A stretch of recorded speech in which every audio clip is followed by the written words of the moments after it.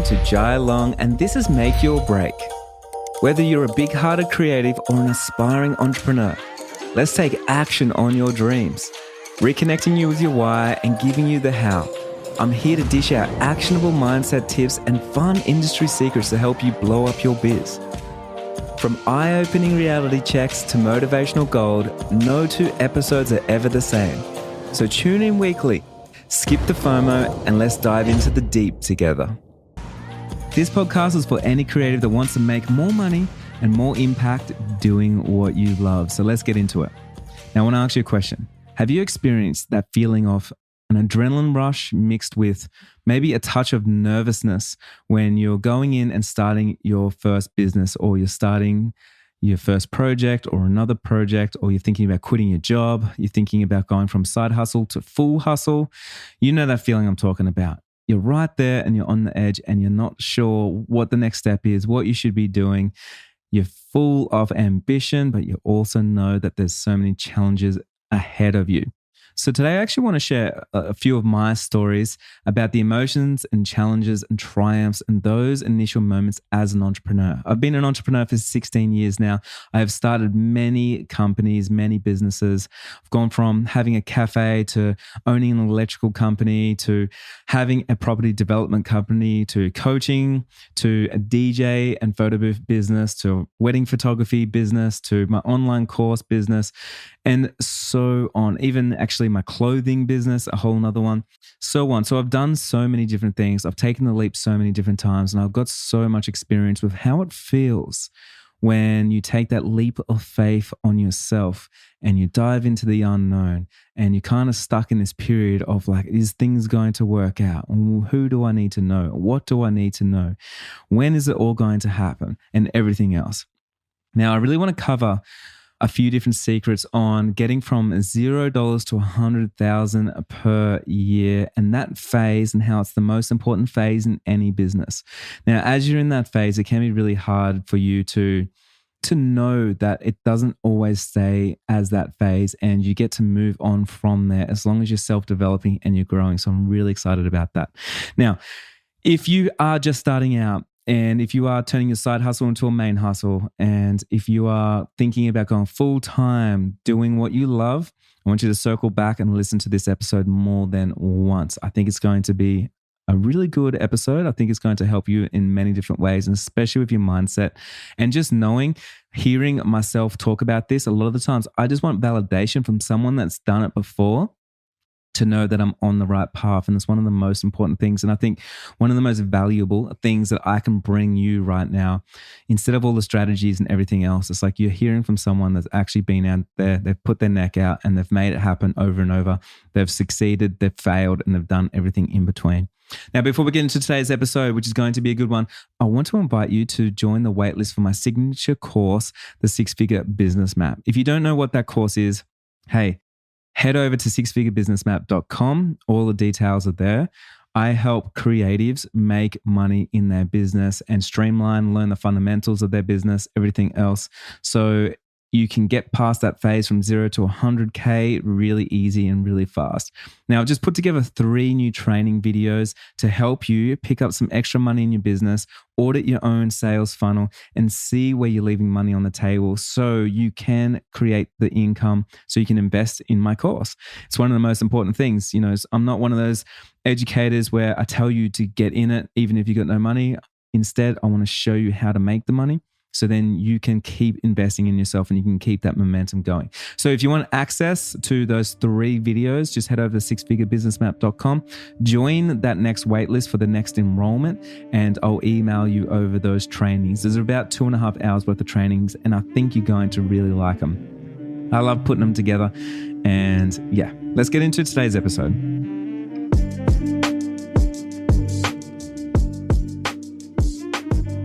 Okay, welcome back. So today I'm talking to those that are either turning their side hustle into their main hustle, or they've already taken the leap and gone full time and they're sitting just under the 100K per year mark. So anywhere between 0 to 100K, this is, I believe, going to be the perfect phase, the perfect episode for you, because there's so many different things in this new phase. Now, it's an interesting time for you. I would say it's one of the most exciting parts about building the business, going all in and learning something new. It's so exciting, right? You go out there and you don't know what you don't know. And there's so many new things. It's all uncharted territories, and you're going out there and you're making things happen. Now, we do it because we want to create something for ourselves. We know that we have more potential and we got more gas in the tank, and it's all new and it's all exciting. We have our own why. A lot of the times we have different reasons why we do something, right? So for myself, I've got a pretty deep reason of like me trying to pull myself out of poverty, change my life, not have the same life story that I did when I first, when I was young, and I want to change the things about myself and grow and self-develop and everything else. Now, if you're sitting in that zone where your business makes less than 100K per year, I bet you are also feeling overwhelmed right now. You're full of uncertainty and you're facing many small problems. And I get it. It's a strange time to be in business. You're full of uncertainty. Will I make money? Will I book out next year? Will the leads keep coming in? How do I convert those leads? Why do people keep ghosting me? Why are people saying I'm out of their price range? And the list goes on. Uncertainty because you just don't know. There's so many damn questions all the time. It can be so rewarding being in this phase of your business, but also it can be so hard. I bet you're doing everything yourself. Most of the time, you don't ask for help, assuming no one knows what you're going through or how your business works. You wear all the hats in your business. You're piecing together every strategy you hear from all the experts on YouTube and Facebook groups and podcast episodes, and you're hoping something's going to stick and something's going to work. I know, I've literally been there myself, and I've experienced these same problems. Now, the thing that entrepreneurs don't realize is business. There are basic fundamentals that you need to use to grow your business, and if you don't know them, you won't know why a strategy works or not. You are left stuck in this uncertainty zone that you need to get through ASAP. Trust me, it can be so hard in this zone, so damn hard. And a lot of the times, like I know for myself, I'll have sleepless nights. I'm always chasing up what's the next marketing strategy? What's the next sales strategy? What's everybody else doing? How did everyone else get followers? And I don't really know what I'm doing. So I'm kind of trying to do everything. And that leads to overwhelm. It's so hard. Now, in this zone, you need to learn as much as you can. You need to seek the knowledge to fill the gaps so you can keep moving forward. It's one of the most important things. You need to make all the mistakes implementing that knowledge, but that is the very thing that would change that knowledge into wisdom. Without taking action, you have no experience with the knowledge and it's basically useless. So what am I saying here? I'm saying you need to get out there and you need to fill the gaps. You've got knowledge gaps right now because they're things that you don't know. And those knowledge gaps could be really, really expensive for you. For instance, if you want to make 100,000 per year, the only difference between you making it and not making it is your knowledge gap. If you want to make $1 million per year, the only difference between you not making it is that gap. And that means it's $1 million problem. It's $1 million knowledge gap that you need to fill. You can start seeing why I believe education is worth so much because I can see how much it's worth to me in my progress, right? And this is why you can see like so many people read books and they can do courses and they do everything, but they never take action. And there's a lot of things that those books and courses and everything else won't teach you. They won't teach you the emotional intelligence you need to deal with certain situations or to deal with yourself and your own imposter syndrome. It can't teach you really people skills or how to negotiate a deal properly. I mean, you can learn all the theory. Of course, you can learn all the theory. But until you implement that theory and put it into action, it won't turn into wisdom. And what do I mean by wisdom? Well, wisdom is the act of doing it over and over. So you turn that knowledge and then you got real world experience with that knowledge. And then you know how to handle different situations if it doesn't go exactly to plan as the book said or as the course said. So a lot of the times we'll go out there and we'll watch a course and then we go like, I've implemented one thing and it's just not working. Like, what do I do now? And we give up. But really, you got to understand that in this phase, we need to make as many problems as we can, overcome those problems. We need to make as many mistakes as we can, overcome those mistakes, because these are the things that are going to teach us everything that we need for the next stage in our business, right? So when you do finally hit the 100K mark and over, it gets easier and easier because you have the knowledge of business and you have taken action to get there. You took the action. That's one of the most important things. And it's one of the reasons why this milestone is such an important milestone. It's an important milestone because who did you have to become to hit it? And who are you now that you hit that milestone? And all the self-development that you had to do, the knowledge gaps you had to bridge, the things that you had to do, right? So much work on yourself. Now, this is exactly why I actually created the six-figure business map. So too many people were stuck trying to work things out and they're in that zone and they literally were just like, Jai, I am stuck. I don't know if I'm got the next leads. I don't know how to get leads. I don't know how to book people. I don't know what's the fastest, quickest way. I don't know the fundamentals of business, and I'm left stuck in this problem. I'm left stuck in this phase where I've got no clarity and I'm trying to do everything and is left to overwhelm. So we're going to get into a few things. So remember, this phase is super important for your growth. You need to make the mistakes because it will teach you so many valuable skills that you need for the next phase of your growth. Make as many mistakes as you can, as fast as you can, because you know you're moving in the right direction with the right velocity, right?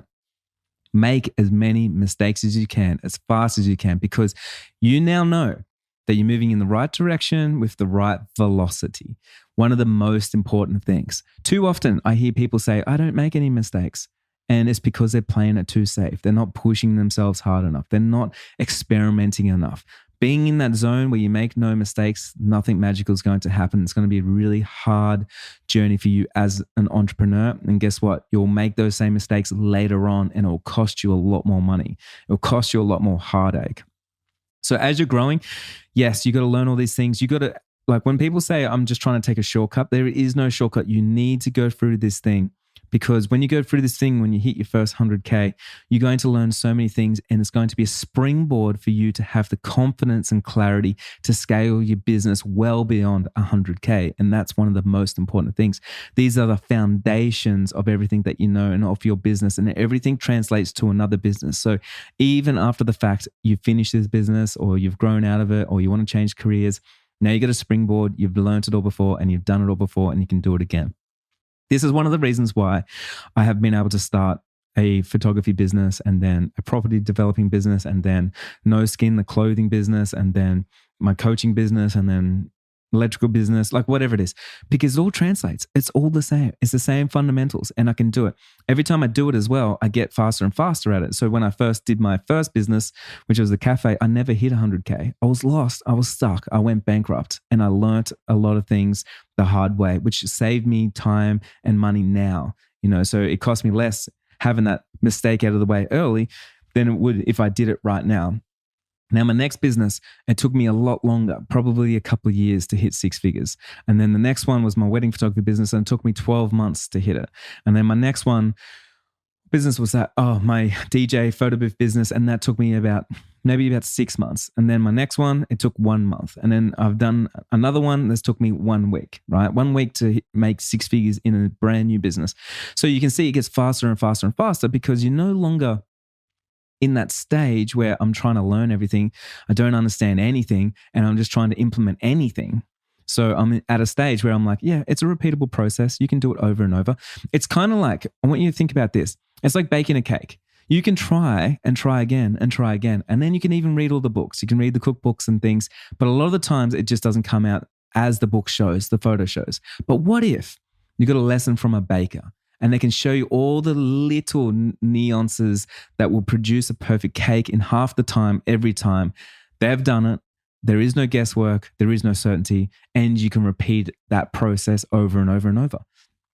Imagine that. And you've probably done that before. You've cooked something and you are an expert at whatever you cook.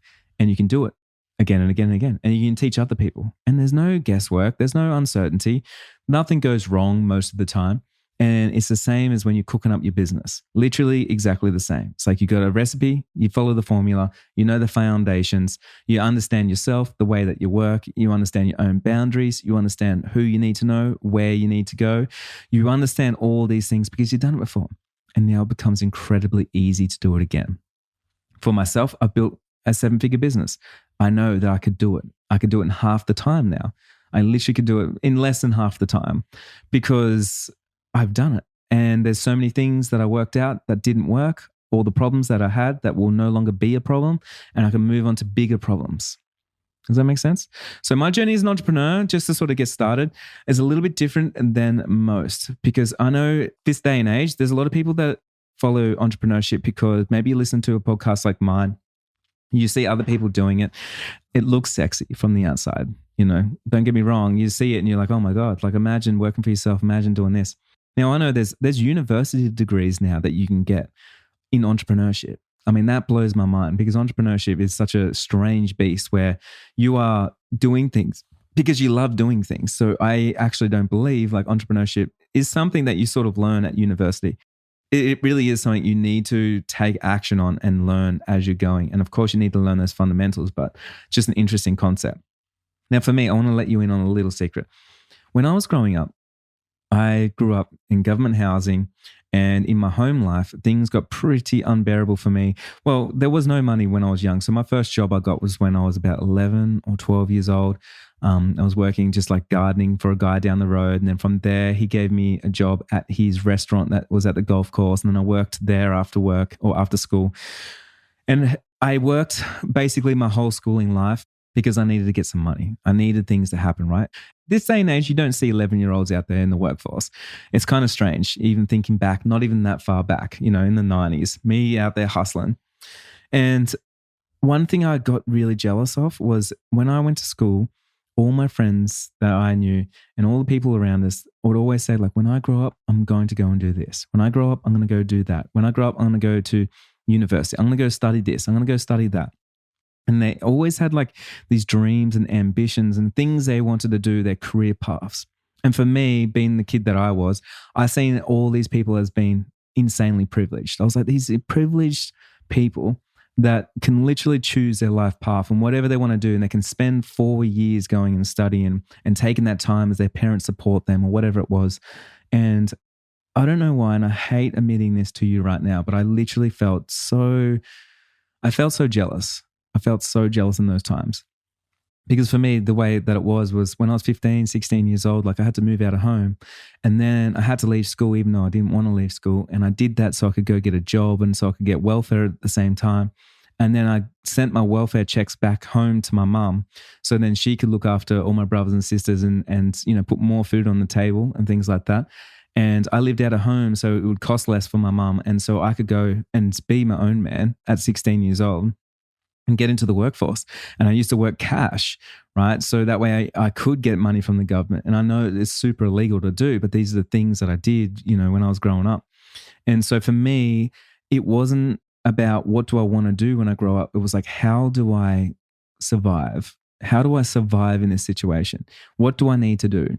And who do I need to know? And so I become really resourceful and really resilient. And I learned so many things in those young years. I was fucking hungry to get out there and look for a meal. So I wouldn't let imposter syndrome get in my way. I wouldn't let the fact that I had no schooling get in my way. I wouldn't let anything stop me. And I was knocking on doors and I was cold calling people and I was ringing people and I was texting people and I was doing everything to get my name in front of everybody. I made sure everybody in my small town knew that I was ready for hire. I was looking for work. I had my work boots on. I had everything that I needed and I was pushing myself into the market until finally when everyone was telling me it's impossible to get an apprenticeship, Jai. It's impossible to get work at your age, Jai, especially, you've got no qualifications, you've got no schooling and whatever it was. And I finally heard along the grapevine that there was an electrician that was looking for an apprentice. And I didn't even let him not hire me. I went and quit my job that day, drove over there and I said, I will start work and I'm going to keep working. I'll work for free until you sign those papers and give me an apprenticeship.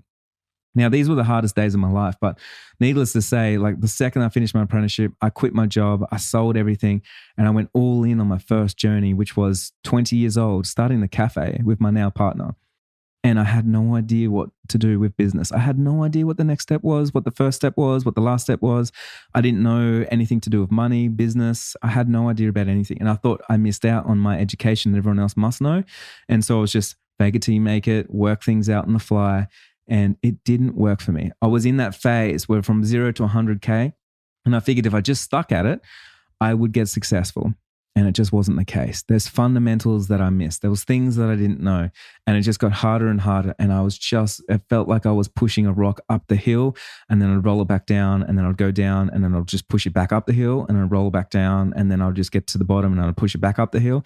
And I see so many people now in that same phase. Like, for instance, they might go and get a booking, and then that booking comes through the door, and then the booking doesn't book, and then they have to get back onto the marketing train, and then they got to try again, and then they don't book, and then they got to go back on the marketing train. And you can see how you get burnt out, and to the point where you're just like, okay, I've had enough. Entrepreneurship is not for me. This is fucking hard, right? But the truth is, it doesn't have to be like that. It can be simple. It's always going to be hard. Don't listen to anyone that tells you it's not hard, because it is.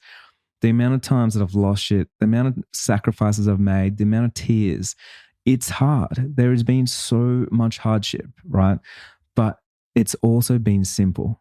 And doing the work is simple. And I think for me here talking to you, one of the things that you need to know is there is a simpler way, and it is simple. And I think that's one of the most valuable things I can tell you right now, because for myself, when I was starting out, I just needed to know that. It's all I needed to know. But then I knew if I knew that, I'd be able to find the answers, because the answers weren't hard. They were simple. It was just me finding the answers was the hard bit. I had to show up and I had to do the work. I had to go through the hardship. I had to make the mistakes. I had to face the small problems. I had to believe in myself. I had to overcome the imposter syndrome. I had to stop that little voice in my head telling me that I wasn't good enough. I had to keep showing up. I had to do all these other things. Those things are hard. But then once I worked out the system on how to build the business, I was like, oh, it's simple. So let's get into a few secrets I want to share with you today. I've got 12 points I want to go over, and I just 13 points. I wanted to write these down, and I wanted to dive into these because it's a few mindset shifts and things to look out for when you're first starting out as an entrepreneur. So number one, this one is everything is figure outable. So Marie Folio has a book, and I think it's called that. And I've actually never read her book, but I know just through the interwebs that that's one of her philosophies. Everything is figure outable. So this is something for me. When I was young, I worked this out. I am a problem solver, not a problem creator. So I'm one of the first ones that would never ask anybody, like, how do you do this? What should I do here? Because I'm like, I know I can figure it out. It's all just pieces of the puzzle. It's all out there. I just need to find the pieces, put it all together, and create the picture. So every small problem that you have, everything that comes up, every time that you're not booking a client, or you don't know where your next clients are, or you don't know if you should quit your job, or you don't know if you've got enough finances or enough runway, or you don't know and you don't know, just remember, you can figure things out. Everything can be figured out. Nothing needs to be perfect. You can move forward without even knowing what you're doing, because if the philosophy is everything is figure outable, it means you can figure it out as you're moving forward. And remember, the most important thing is that velocity and movement forward, right? So number two, this one's a really important one. Small problems are not the problem. So often we think a small problem is this problem. Like, we get so hung up on all the small problems. But I want to tell you right now, big secret with entrepreneurship, you will never get rid of your problems.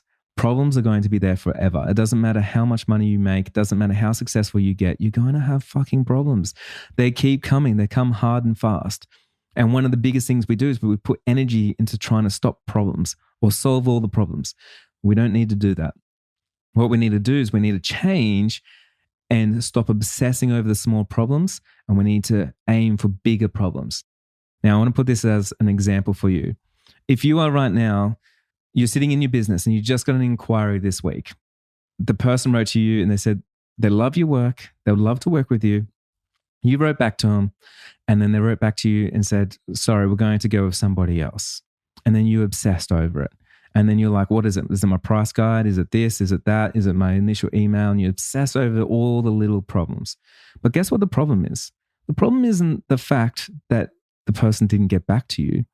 The problem is much larger. It's the fact that you only had one inquiry this week, and you had enough time on your calendar to obsess over this one inquiry.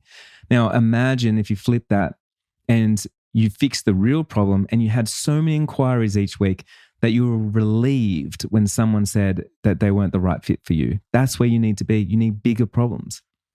So we want to flip those problems, and we want to get rid of all the small problems, we want to put less energy into those, because here's an indicator. If in 12 months' time, you won't even remember the little problem you're obsessing over right now, then it's probably not worth obsessing over. That's a secret that I use. I use that often, and I think about it all the time. When I lose a bit of money, will I care in 12 months? If I don't, then I don't care now. If someone doesn't book me, will I care in 12 months? If I don't, then I don't care now.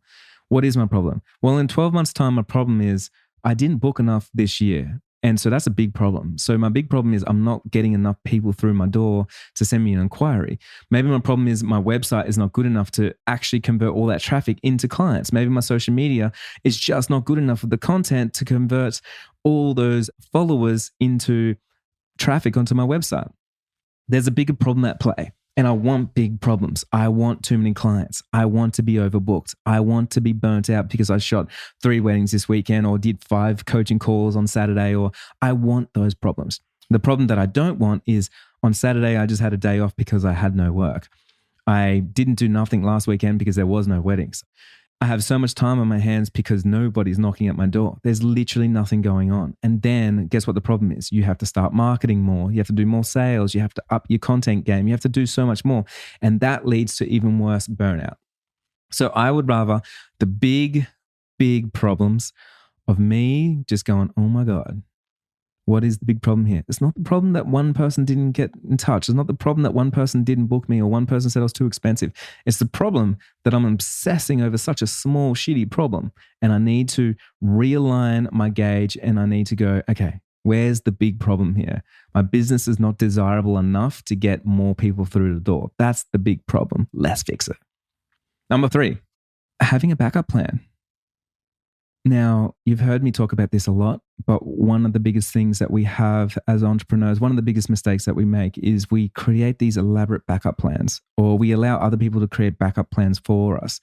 I remember when I quit my job as an electrician, I had so many friends saying like, well, Jai, if you're going to be a photographer, at least you can go back to being an electrician, to your trade. When I quit my photography business to become a coach, everyone said, well, at least you can go back and shoot some weddings every now and then. Literally everyone says that to me. And everybody thinks like that. Everyone's like, whoa, what if it doesn't work? Make sure you have that backup plan. Now, I believe you don't have enough capacity and time and bandwidth and energy even for plan A. So don't even put any emphasis on plan B. Don't plan to fail, because if you plan to fail and you steer your ship towards that, you're going to see it. You're going to crash into it, right? That's what we do. Line of sight. If you play any sports, if you do anything, you look at where you want to go and then you hit the ball and it always goes there. And it's the same with your plans. A lot of the times we have better backup plans than plan A. I hear all the time like, yeah, I'm starting my photography business. I don't really know what to do, but I'll tell you about the backup plan if it doesn't work out. I'm going to go back to university. I'm going to do this. I'm going to do that. I'm like, man, that's a great plan to fail, but let's get back to plan A. And if plan A doesn't work, let's pivot plan A, change plan A. Move plan A. There's always other things that you can do. The goal can change. The goal post can change, right? There's so much you can do. So just please, in these early phases from 0 to 100K, when you're sitting in that phase, don't plan to fail. Avoid having a backup plan. Go all in on the main thing that you want to do. And here's an indicator. If you're not comfortable to go all in on the thing you want to do, then it's not the time for you to do that thing, because trust me, you need that all-in energy. There is so many things that are going to come up. There's so much heartache. There's so much pain. There's so many hard things. You need that energy where you are so resilient and you're like, I knew this was coming. Jai even told me on that podcast episode, I'm ready for it. There is no backup plan. I'm going all in. Let's go. Now, number 4, business fundamentals don't change. Now, we see so many different things come and go. Like we see marketing strategies come and go. Social media platforms come and go. Believe it or not, like I had a business before social media and I was advertising in papers, in the yellow pages. I had billboards. I had flyers. I even advertised on MySpace. I had a cracking MySpace account and I was working on that, and I'd be bringing in people through the door on MySpace. I remember when Facebook came out, couldn't believe it, could reach more people. And then I was working on that. And then Instagram came out, couldn't believe it. I was reaching more people. I was an early adopter. I was straight on it. I knew it, right? Clubhouse came out. Oh, straight on it. I knew it. So there's so many things. They come and go. But the fundamentals of business is exactly the same. So until you learn the fundamentals, you don't know where your time should be best spent. Fundamentals don't change. Fundamentals of a business is creating an irresistible offer that people actually want, solving a real world problem, creating urgency, creating desire, creating trust. The way that you structure a business, there is so many things there that will not change. And one of the most important things, from 0 to 100K, you can fake it to 100K, but it's really hard to fake it past. So you might as well learn it as soon as possible. Instead of trying to piece together every single little thing that you see out there in the world, skip all that crap. There is no courage and no awards for people that do it on their own, take way longer, and get no help from nobody. There is definitely awards for people that fast track, they hit milestones way faster, and then they can get into the fun part of their business where it's sustainable, things are happening, they got clarity, and they can move forward. In fact, they could even open a second business or a third business or a fourth business. One of the biggest questions I get asked is Joe, how do you run 4 businesses at the same time? Which I always have at least more than 1, 2, 3 businesses at any given time. And it's easy. I know the fundamentals of business. There is no guesswork in either of them, none of them. And so it's simple. It's hard, but it's simple. I show up and I do the work, right? And that's simple. Running the business, scaling it from 100,000 to 500,000, that's simple.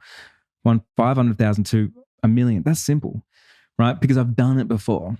I know the fundamentals of those things, and they won't change. No matter if AI is taken over or whatever is changing, out in the landscape, there's so many strategies that bolt on top of the fundamentals. But when you know the fundamentals, you can see a strategy if it's going to work. And that's why when I look at someone's strategy and they go, you could just do this giveaway, you could just do this on TikTok, you could just do this, I can see the fundamentals they're using for it to work. And if they're not using those and they're missing just one of them, it just isn't going to work. Well, it might work, but it's going to be a lot of hard work because you're missing a core element of what your offer actually needs or what the business actually needs.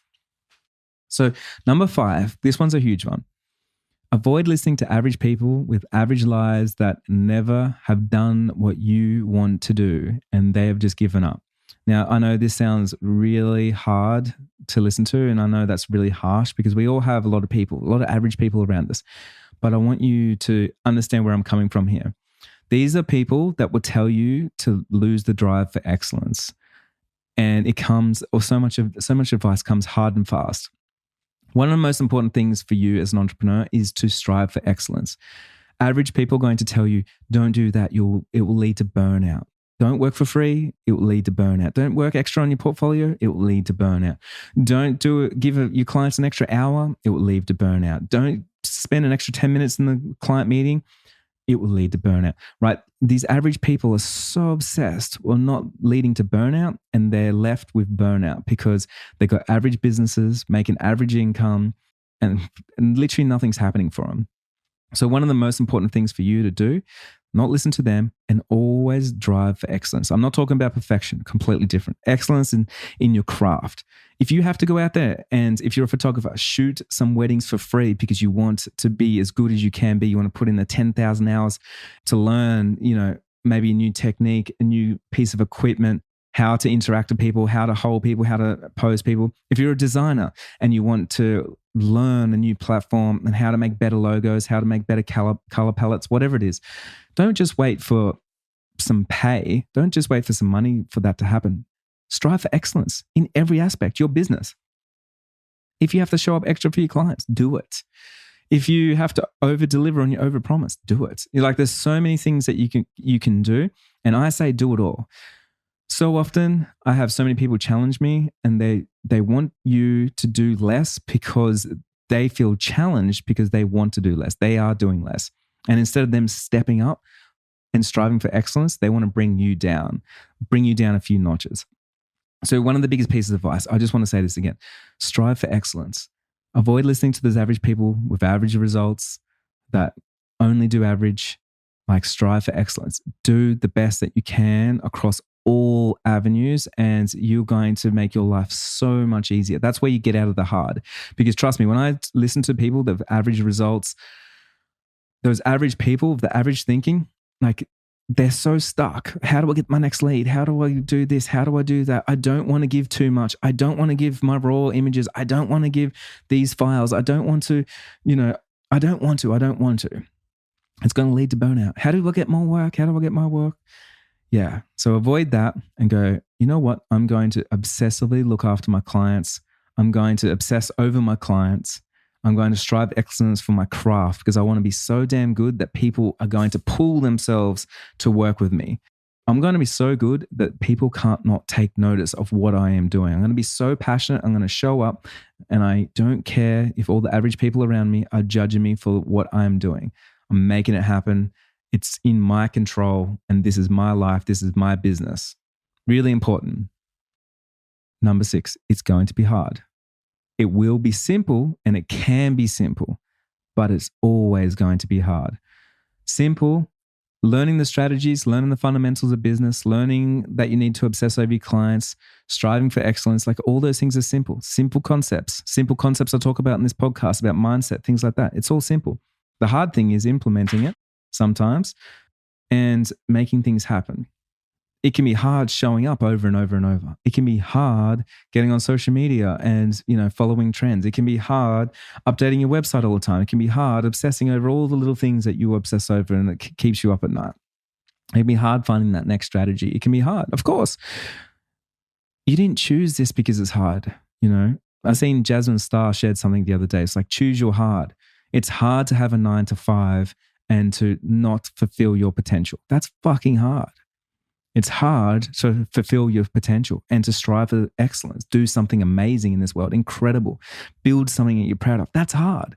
So it's like, choose your hard. Which one do you want? If you're good at marketing and sales and you got to do more marketing and sales, that's hard. You know what's even harder?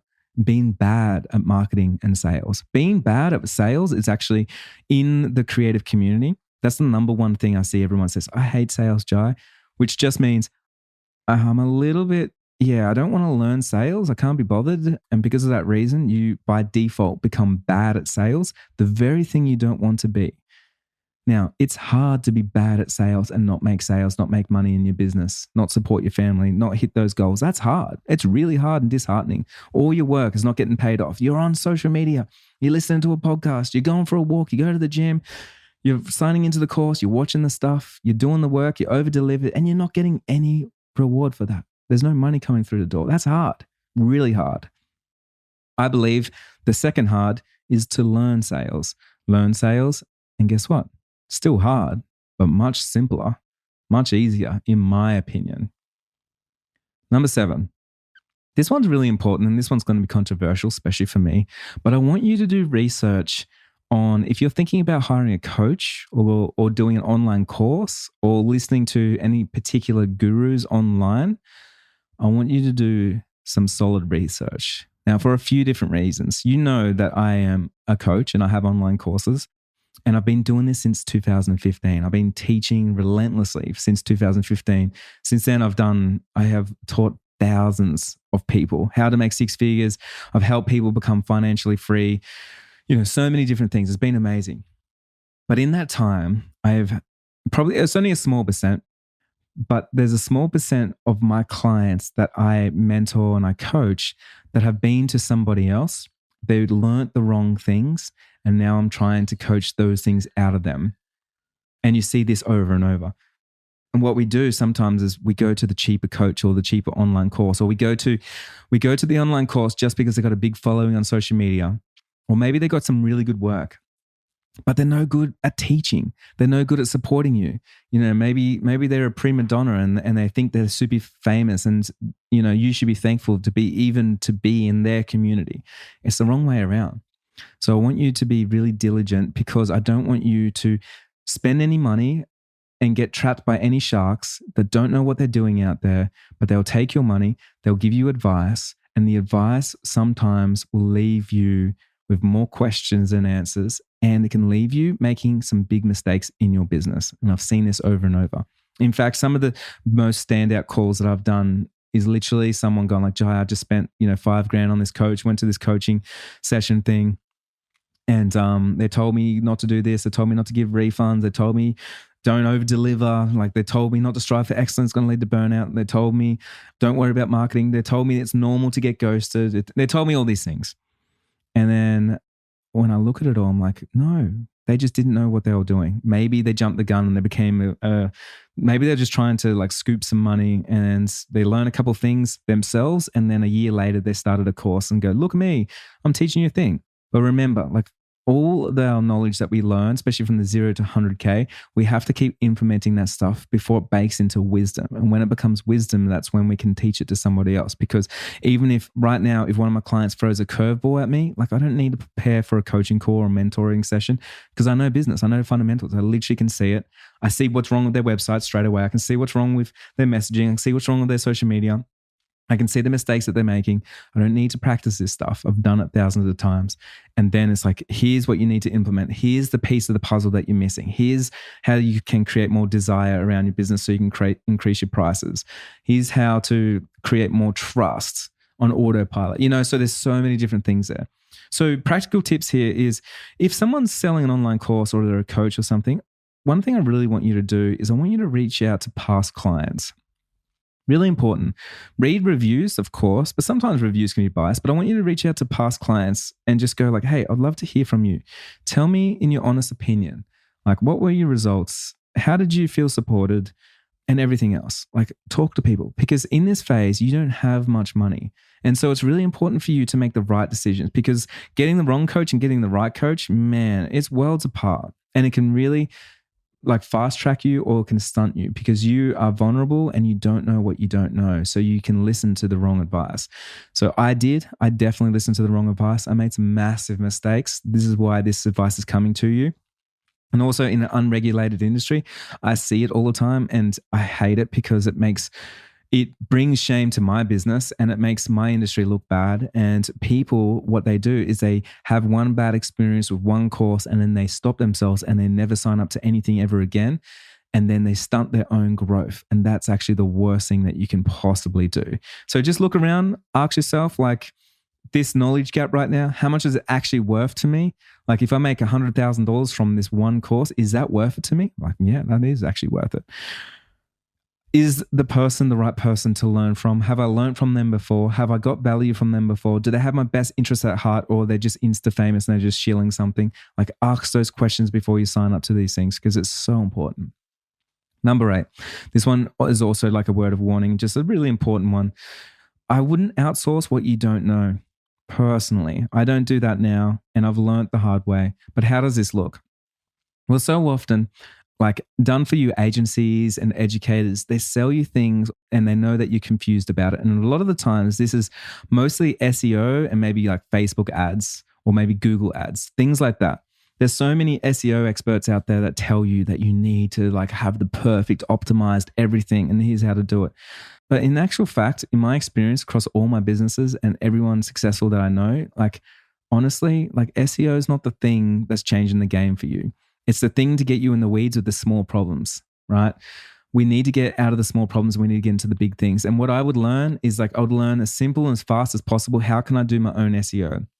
You can outsource SEO for done for you agencies that can cost you upwards of $2,000, $3,000, $5,000, $10,000, and you may not see any results. And that's really hard. And you can't even track if the results are real or if they've ever even done anything. Same as Facebook ads. So often, especially in my community, I will have some amazing photographers and they know what they're doing. They're incredibly talented and everything else. And sometimes they'll just reach out to me and say, Jai, this agency contacted me and they promised me that I would book about $20,000 worth of work through Facebook ads if they did them for me. Now, they'll run the ads for me. It's $5,000 a month, but then I've got to come up with my own ad spend on top of that. Now, the problem is you can't track that. No one's going to care about your business as much as you care about your business. And that $5,000 doesn't go towards ad spend. So that means after the $5,000, if you've only got $200 left for ads, then you're only spending $200 on ads. And you're probably not going to get good results. So unless you've just got like a vault full of cash and you don't mind burning it, I wouldn't go down that route. Now, instead of this, one of the most important things is to learn those things. And when you learn something, then you can outsource. So for instance, I can outsource my Facebook ads because I know them deeply. I understand them. I have made over 7 figures with Facebook ads. So if I outsource it to somebody, I can jump in and track. I can make sure that that's not going to sink my business and I'm not losing money. Same as my SEO. If someone's doing my SEO for me, like I know SEO. I know what I need to do. I know the bare minimum that I need to do without obsessing over it as well. I've been ranking on SEO for the last 10 years. Like, my website's done well on Google, as good as they need to do for my financial goals. I don't need to be an SEO expert or anything, but I can outsource it now and I can track their metrics and I can tell them how I want it to be done and the KPIs to hit and everything else. So it's so much easier to actually outsource the things that you know. So then you can put your time into learning the next thing that you need to know. And I believe it's one of the fastest ways to fast track. Number 9, the problem isn't if you will succeed. The problem is with time. We grossly underestimate how much time it will take. All the time we do this, right? So we underestimate how much time does it take for us to hit our financial goals or to get successful or whatever it may be. And what happens is it leads to a lot of heartache because we think that the strategy didn't work and we think we are a failure. Now, the problem isn't if you will succeed, because you will. You will succeed. If you have the stamina and the resilience to show up again and again and again and again and again and again, regardless if you have to go get another job to supplement your income, if you have to work 4 days a week to supplement your income, if you have to hire someone, if you have to fire someone, if you have to outsource something, if something just didn't work and you have to pivot and change, you have to change your goals. Like, things are going to happen. They always happen. Doesn't mean you failed. It just means that maybe your time frame was grossly underestimating how long it was going to take. So think about this. If I said to you, you can build a 6-figure business, and you said, yeah, that's what I can do. But if you said, I'm going to do it in 3 months, like, can you do it? No, maybe you can. If I said, you've got 3 years to do it, could you do it? Well, definitely. You could definitely do it. If I said, build $1 million business, you got 5 years, could you do it? Yeah, absolutely.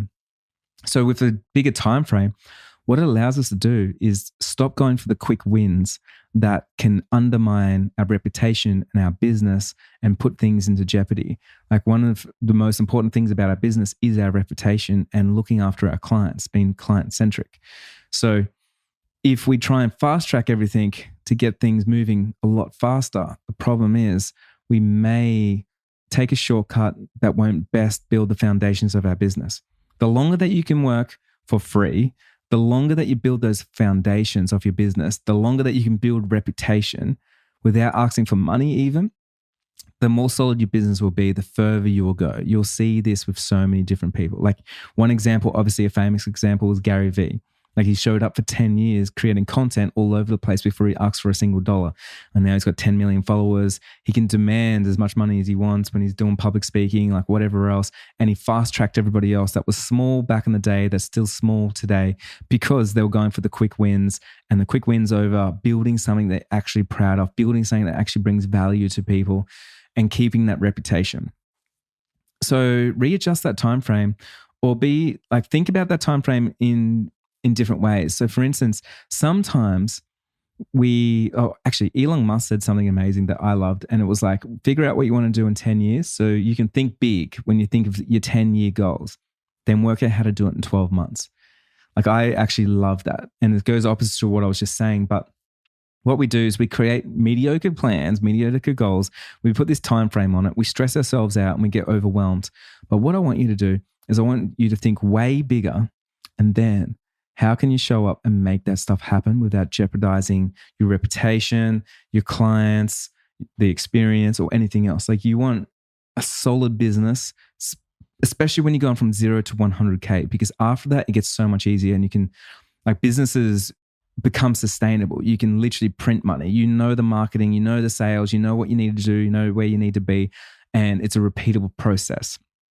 Problem is, everyone's trying to go for the quick $200 and doing the sales and doing the specials and asking. We don't obsess over our client experience. We know our work could be better, like everything else could be better, but we're trying to go after that money. So as long as you possibly can, and remember, if you have to get a second job to supplement your income, like I have definitely done that, there's no shame in any of that. Do whatever you have to do to make that dream work, regardless of what anyone will think of you. If someone thinks you're a failure because you had to go and get a side hustle, like fuck those people out of your life. Seriously.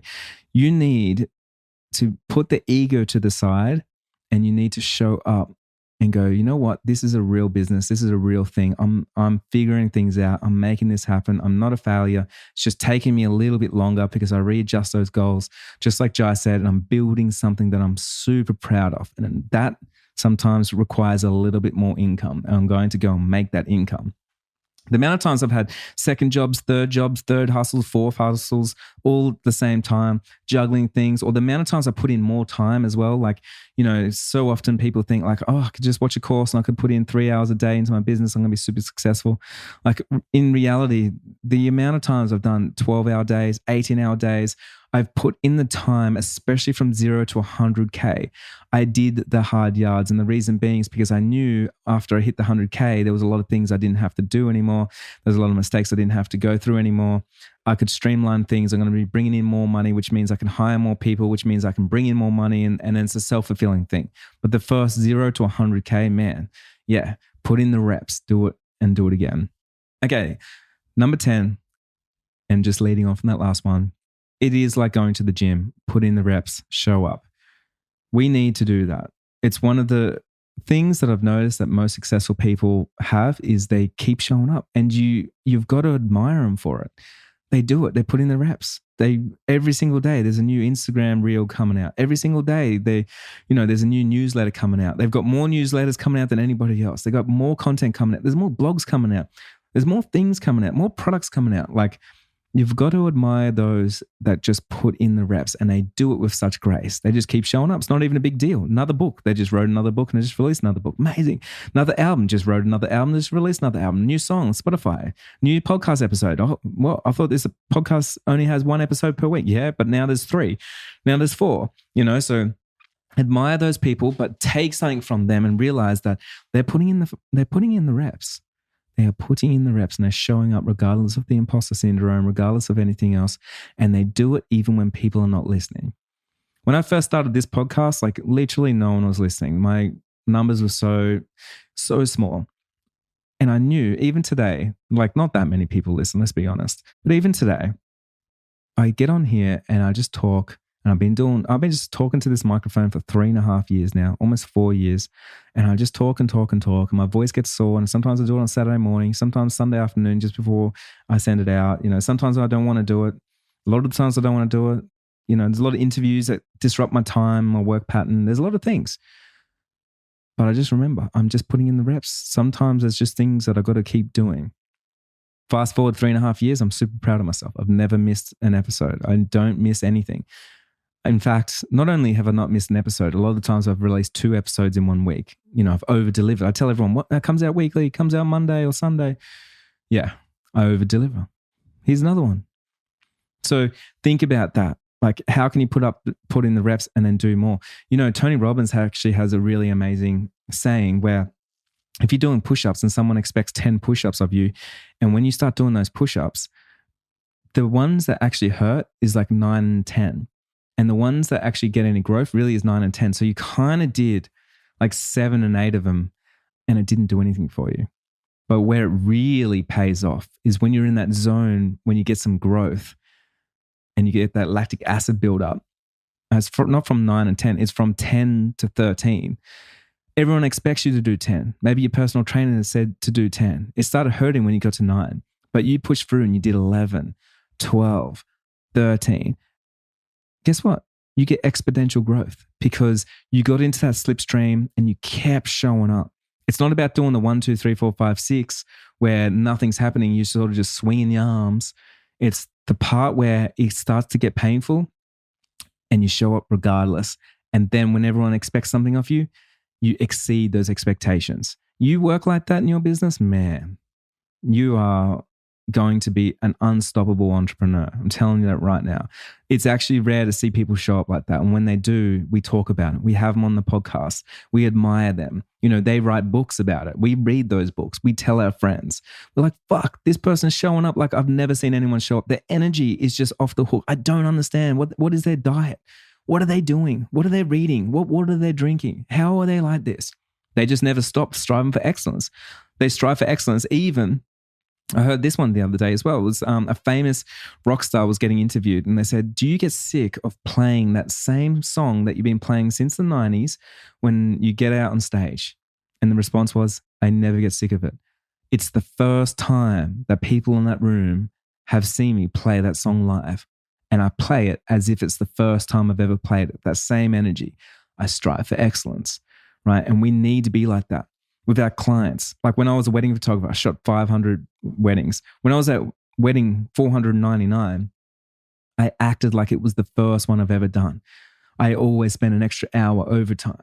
I over deliver on my over promises. I make everyone feel special. I walk around and I read the room.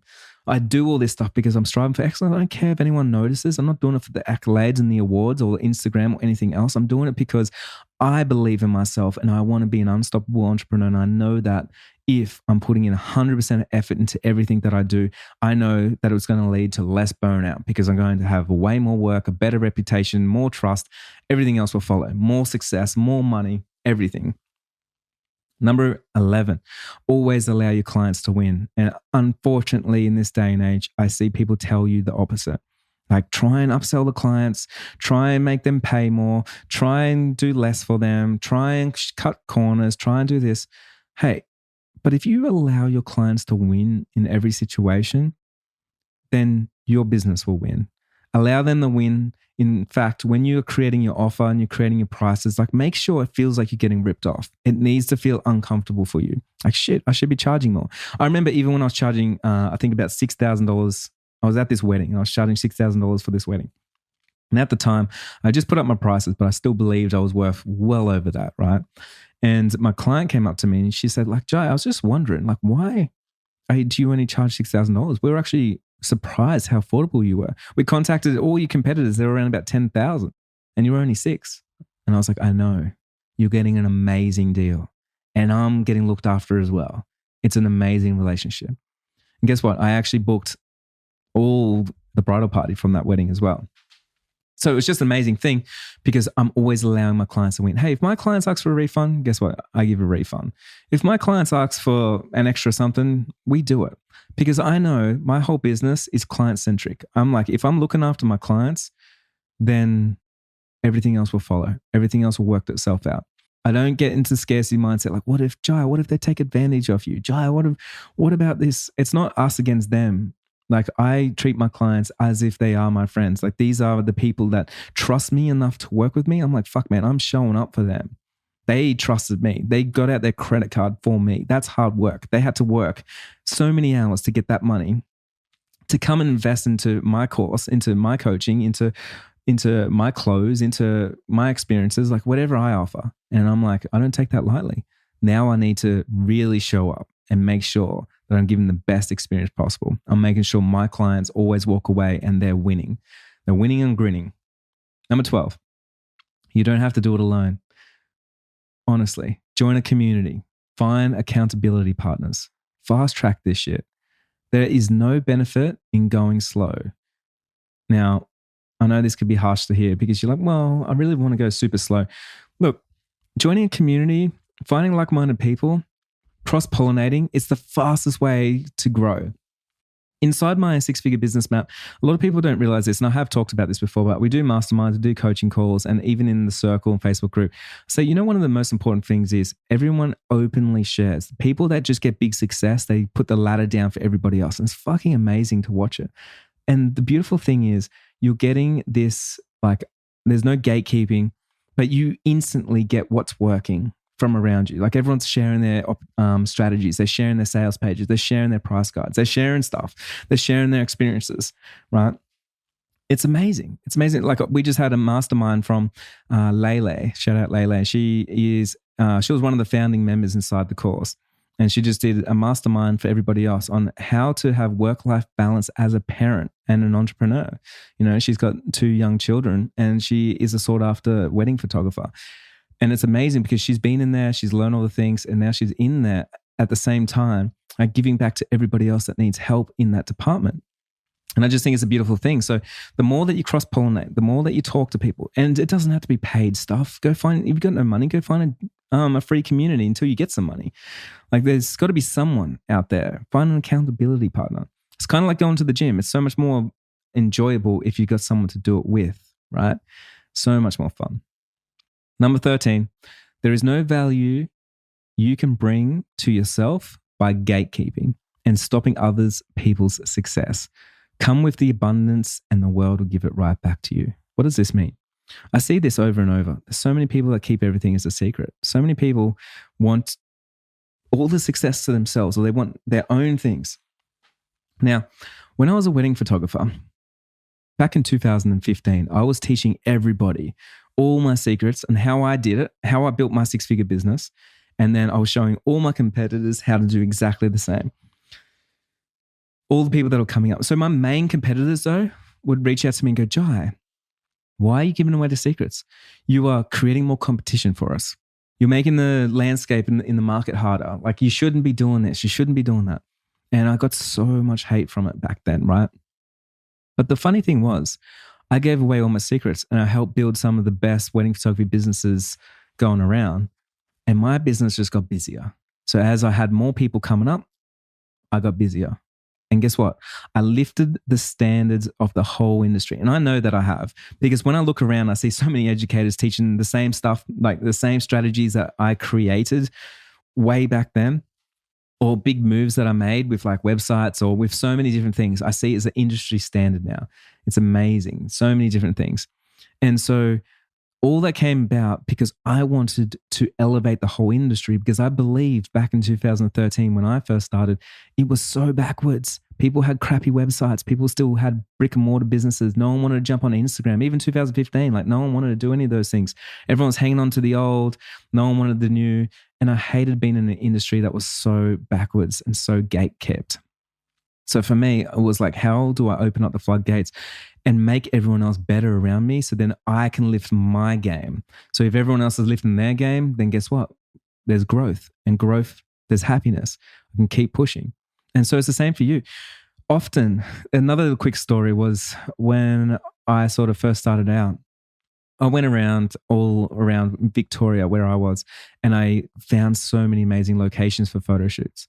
And from there, a whole lot of photographers asked me like, Jai, where is that place? And then I would show them. I'm like, hey, here's Jai's secret spot.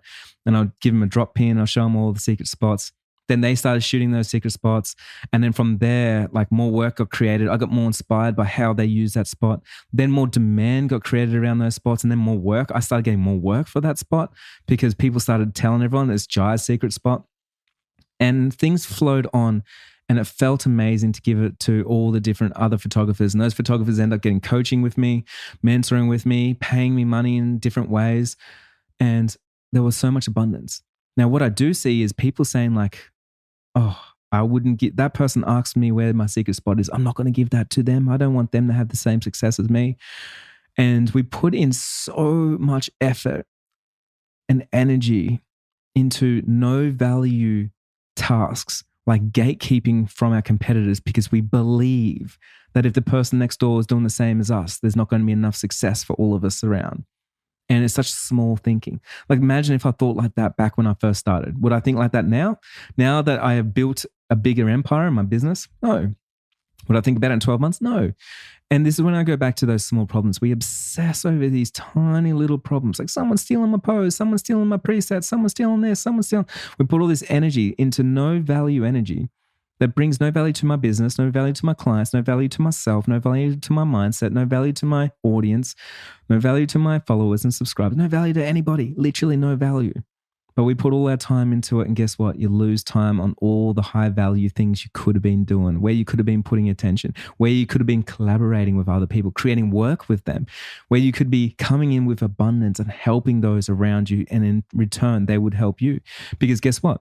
The things that come around, if you come with abundance to the world, it's going to give it back to you. I know this from personal experiences. I've never gatekept. I show up on podcasts. I have so many people, my competitors right now, that have online courses like, Jai, can you not share all that on your podcast for free? I've got a course. I've literally got educators that say this to me. Jai, can you not share like the client experience or the sales things or the pricing stuff on your podcast like that? Like, it's just I've got a course and I charge about $1,000 for that, and it's kind of the same information. I'm like, yeah, well, that's all good, but you know what? I'm not trying to undermine your course. I'm not gatekeeping though. I share everything on here. I share all of the stories and all the things that helps the right person at the right time get the things that they need. And I do it with abundance. And as a return, there's abundance everywhere. If we try and gatekeep, like that person that's gatekeeping that course and you have to sign up to the course, they teach nothing to nobody. And guess what? Nobody signs up to the course because nobody knows if it's good. No one knows what the transformation could be or the content that they need. They don't realize that people sign up to courses not because they're learning the secrets. It's because they're learning how to apply those secrets to their own industry, their own business, their own problems. That's what it's all about. So that's it. That's today's episode and the 13 points. I'm going to go over them and recap one more time just so you know. So number 1, everything is figure outable. Number 2, small problems are not the problem. It's the fact that you're obsessing over the small problems. Number 3, avoid having that backup plan. Please, I'm begging you, don't have a plan to fail. It's just a sure way to fail. Number 4, business fundamentals don't change. You need to learn business. So many people think it's art. They're like, how did you become successful? How did you get leads? How did you get this? And we ask all these questions as it's literally like it's a repeatable process. It's there. You just haven't learned it yet. It's like going to a baker. How did you make that bread? Like they're like, well, it's not a secret. I know how to make bread. I know how to make all the types of bread. I can do lots of bread. There's a recipe and there's fundamentals. You have to use yeast. You have to use flour. You have to use, you can change things out, but you can't mess with the fundamentals. Number 5, avoid listening to average people with average results giving you average advice. Please never stop losing that drive for excellence. Number 6, it's going to be hard. It can be simple, but it will always be hard. Don't let anyone tell you otherwise. Don't let anyone gaslight you. It's fucking hard sometimes being an entrepreneur. Trust me, I know this, man. Like me hiring people, me firing people, me losing money, me making money, me creating a new product, me trying to price myself, not understanding the exact price that, what people are willing to pay, whatever. Hey, it can be hard. Number 7, do your research on your coach and your online course and the gurus that you might sign up to and you might listen to, because you just never know. Like, please don't just sign up to someone because they're Insta famous. Make sure that they can actually teach you something. They walk the walk and they do it themselves. They didn't just read all the books, or they didn't just have one success. Like they had one success on something and they want to teach you that thing. Like, make sure that you're learning from someone that's going to get you from where you are today to where you are tomorrow. And you have such confidence that you're willing to allow them to tell you what to do and you will follow that roadmap. That's how much confidence you need in your coach in those programs. Number 8, don't outsource what you don't know, especially when you're first starting out. Please don't do this because it's such a trap. You can lose so much money. I want you to learn one thing, and once you know it well, outsource it. Learn another thing. Once you know it well, outsource it. Number 9, the problem isn't if you will succeed. The problem is with time. We grossly underestimate how much time it's going to take. Number 10, it's like going to the gym. Put in those reps. Keep showing up. I know that's hard to hear, and a lot of us don't want to keep showing up. Imposter syndrome comes in. Are we good enough? So many different things. I don't want to show up on social media. I don't look good enough. I don't sound good enough. Whatever it is, just show up. It's one of the most important aspects of being an entrepreneur. Number 11, always allow your clients to win. Work out how you can make them win. You want them to win in every interaction. If they're buying something from you, they want to have the upper hand in every single aspect. Number 12, you don't have to do it alone. Join a community, find accountability partners, fast track it. There's no benefits in going slow. Find a coach, find a mentor, do whatever you have to do. Just, you don't have to do it alone. Ask for help. Number 13, there's no value in you gatekeeping. Those that gatekeep, especially early on, because they're afraid that it's going to take your business and you have to compete with someone. It's average thinking. It goes back to the average thing. The fact is that you think that you're not good enough to compete. You want everyone to be better so then you can be better. You want to push up an industry. You want to see everyone doing well around you. That's what success is, an infinite resource. Money is literally an infinite resource. They keep printing that shit at the bank. There is so much work for everybody. The fact is you need to put in more work to work out how you can stand out, but you want everyone to be good. You want the bar to be good because guess what? It creates more demand, and that's what you want. You want so much demand that there's so much work going around to everybody. So make it happen. And that's it. Thank you so much for listening today, guys. And don't forget, if this conversation helped you in some way, I would love a review on the podcast. We're trying to get to 1,000 reviews on this podcast. Big thank you. We have about 30, 40,000 listeners per month. And right now we're only sitting at around 400 reviews. So please, if this helped you in some way, jump into the show notes, have a look, click the link where it says leave a review. You can leave one on an Apple Podcast app. And each month, I'm giving away a 45-minute mentoring session with myself. I can go over your sales pages. I can go over so much stuff in that 45 minutes. It's going to blow your mind. I'll make sure I over-deliver on that promise. So if you do something for me, I'll do something for you. And a big thank you to those that have left a review. I've been doing lots of mentoring sessions. It's been amazing. Thank you so much. And I'll see you next week. Hey, Make Your Breakers. Want to streamline your audible dose of inspiration, motivation, and creative biz insights with a custom playlist made just for you? Was that a yes, please? Kicking our arses into gear, sifting through all of Make Your Breaks episodes to date. Yep, we're talking all 200 plus episodes. We've meticulously curated some banging playlists just for you. We want to help you to make that break ASAP. So whether you're a newbie or have listened to every episode a million times, jump into the show notes and check out the little something we whipped up to generate your very own custom playlist.